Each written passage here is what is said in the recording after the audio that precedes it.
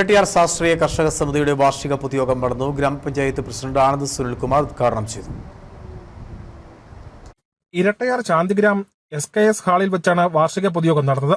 സ്വാശ്രയ കർഷക സമിതി പ്രസിഡന്റ് സന്തോഷ് രാമകുട്ടി അധ്യക്ഷനായിരുന്നു. ഗ്രാമപഞ്ചായത്ത് പ്രസിഡന്റ് ആനന്ദ് സുനിൽകുമാർ ഉദ്ഘാടനം ചെയ്തു. വളരെ അഭിമാനവും സന്തോഷവും ഇന്നത്തെ ഈ വാർഷിക യോഗത്തിൽ പങ്കെടുക്കാൻ വേണ്ടി കഴിഞ്ഞത്. നമുക്കറിയാം, ഇരട്ടയാറിനെ സംബന്ധിച്ച്, ഇരട്ടയാർ പഞ്ചായത്തിനെ സംബന്ധിച്ച് ഒരു കാർഷിക മേഖലയിൽ ഉള്ളൊരു പഞ്ചായത്താണ്. ഏറ്റവും കൂടുതൽ പഞ്ചായത്തിനെ സംബന്ധിച്ച് ഏറ്റവും കൂടുതൽ പദ്ധതികൾ നമ്മൾ മാറ്റിവെക്കുന്നത് കർഷകർക്കും കാർഷിക മേഖലയ്ക്കും വേണ്ടിയാണ്. അപ്പോൾ അതിന്റെ അടിസ്ഥാനത്തിൽ ഇന്ന് പ്രിയപ്പെട്ട സാറ് പറഞ്ഞതുപോലെ ജില്ലയിലെ ഏറ്റവും നല്ല മാതൃകാ രീതിയിൽ ഡെപ്യൂട്ടി മാനേജർ ജോമോൻ ജോസ് മുഖ്യപ്രഭാഷണം നടത്തി. ചടങ്ങിൽ മികച്ച കർഷകരെ ആദരിച്ചു. ചടങ്ങിൽ SSLC +2 പരീക്ഷയിൽ ഉന്നത വിജയം നേടിയ വിദ്യാർത്ഥികളെ യോഗത്തിൽ അനുമോദിച്ചു.